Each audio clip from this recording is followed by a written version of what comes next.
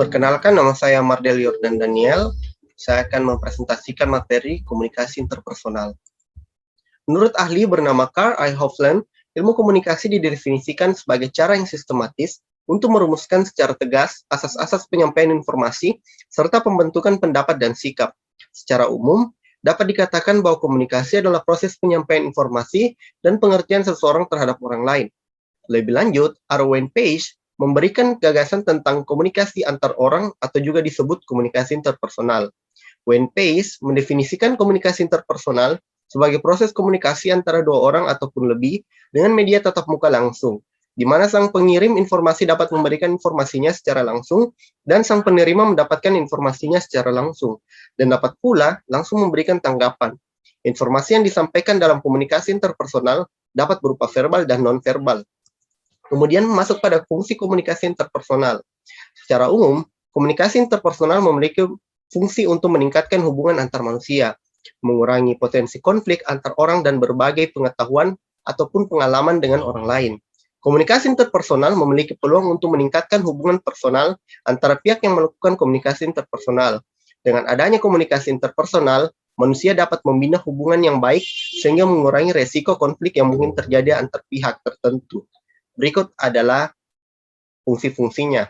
Yang pertama, untuk mengenal diri sendiri maupun pribadi orang lain, mengetahui lebih dalam tentang lingkungan tempat tinggal kita, dan bersosialisasi.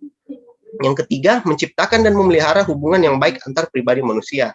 Yang keempat, mengubah sikap dan perilaku seseorang. Yang kelima, menghibur diri atau bagian dari kesenangan pribadi. Dan yang keenam, membantu orang lain untuk menyelesaikan masalah.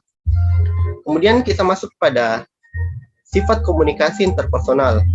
Jadi sifat komunikasi interpersonal dibagi menjadi dua. Yang pertama komunikasi diadik, yang kedua komunikasi kelompok kecil. Komunikasi diadik adalah komunikasi yang terjadi antar dua orang dalam keadaan tatap muka langsung. Jenis komunikasi diadik ini dapat dilakukan melalui percakapan, dialog, dan wawancara. Sedangkan komunikasi kelompok kecil adalah sebuah proses komunikasi interpersonal berjalan di antara 3 orang ataupun lebih secara tatap muka. Seluruh anggota grup melakukan interaksi antara satu dan lainnya. Kemudian kita masuk di komponen sistem komunikasi interpersonal. Dalam berbagai perspektif, komunikasi interpersonal bisa menjadi cara yang efektif maupun tidak efektif. Sistem komunikasi interpersonal ini dapat ditinjau dari berbagai macam sudut pandang. Salah satunya dalam perspektif humanistik.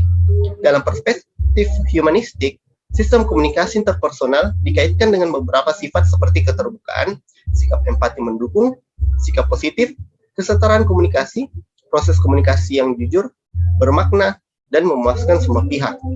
Berikut poin-poin penting komponen sistem komunikasi interpersonal dalam sudut pandang humanistik. Yang pertama itu adalah keterbukaan. Menurut sudut pandang humanistik, proses komunikasi interpersonal harus menjadi proses yang efektif di mana seseorang individu harus terbuka terhadap individu lain yang diajak berkomunikasi. Kedua belah pihak harus memiliki kesediaan dan membuka diri dan memberikan informasi. Baik pembawa dan penerima informasi juga harus bersedia mengakui perasaannya dan pendapatnya kepada pihak lain. Selain itu, mereka juga harus dapat mempertanggungjawabkan isi informasi yang disampaikan. Sikap terbuka amat penting dalam membangun komunikasi interpersonal yang efektif. Kemudian, empati. Sikap empati didefinisikan sebagai kemampuan manusia dalam menempatkan diri pada posisi manusia lainnya.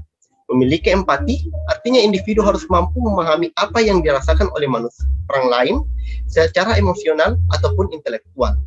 Dengan adanya kemampuan empati dari kedua belah pihak, sistem komunikasi interpersonal dapat berjalan secara efektif, di mana pesan dalam komunikasi dapat tersampaikan dengan baik. Kemudian, sikap mendukung. Sikap mendukung juga sangat penting untuk menciptakan komunikasi interpersonal yang efektif. Baik pembawa dan penerima informasi harus memberikan sifat mendukung terhadap isi pesan yang disampaikan. Individu seharusnya mengurangi sifat-sifat menentang informasi karena alasan personal seperti kecemasan, ketakutan, dan hal lainnya. Penentangan yang dilakukan oleh salah satu atau kedua belah pihak dapat menggagalkan tujuan komunikasi interpersonal. Pertentangan ini akan membuat individu memahami isi informasi yang diberikan. Untuk itulah sifat mendukung wajib dimiliki pelaku komunikasi interpersonal. Kemudian, pandangan humanistik terhadap sistem komunikasi interpersonal yang lainnya. Sikap positif. Dalam perspektif humanistik, komunikasi interpersonal juga harus dilandasi oleh sikap positif antar kedua belah pihak. Pemberi dan penerima informasi harus memiliki pemikiran positif terhadap orang lain dan juga dirinya sendiri. Lalu sifat kesetaraan. Kesamaan atau kesetaraan perilaku dari pihak-pihak yang melakukan komunikasi interpersonal juga menjadi kunci untuk menciptakan komunikasi interpersonal yang efektif. Pihak yang memiliki sifat pemikiran, nilai, dan kebiasaan yang sejalan cenderung dapat membangun komunikasi interpersonal yang lebih efektif. Kemudian faktor pendukung komunikasi interpersonal.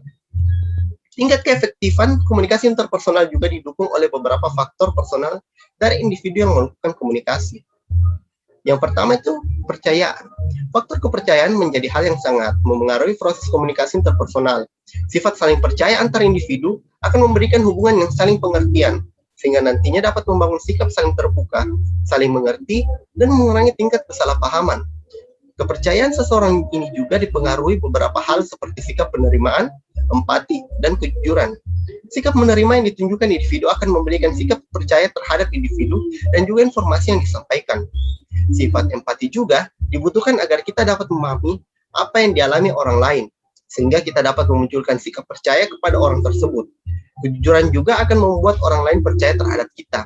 Kepercayaan ini akan mengurangi ketidakpahaman dan ketidakpuasan antar pihak yang akan menggagalkan proses komunikasi interpersonal. Kemudian sikap pendukung. Sebagaimana yang dijelaskan sebelumnya, sifat mendukung antar individu dapat mengurangi tingkat penentangan yang diakibatkan alasan personal. Sikap pendukung wajib dimiliki pihak yang melakukan komunikasi interpersonal agar komunikasi yang dilakukan berhasil. Kemudian yang ketiga, sikap terbuka. Dengan adanya keterbukaan antar kedua pihak, maka komunikasi interpersonal dapat berlangsung lebih efektif. Dengan tidak adanya hal yang ditutupi oleh tiap individu, maka pesan dalam komunikasi dapat tersampaikan secara utuh. Dengan adanya kepercayaan, sikap saling mendukung, dan sikap terbuka, maka komunikasi interpersonal akan berjalan lebih efektif. Hal ini didorong karena individu tersebut sudah padat saling mengerti, menghargai, dan memiliki sifat untuk meningkatkan hubungan interpersonal antar kedua belah pihak. Ketiga faktor inilah yang menjadi pendukung keberhasilan suatu sistem komunikasi interpersonal. Mungkin sekian saja dari presentasi saya, kurang lebihnya mohon dimaafkan. Terima kasih.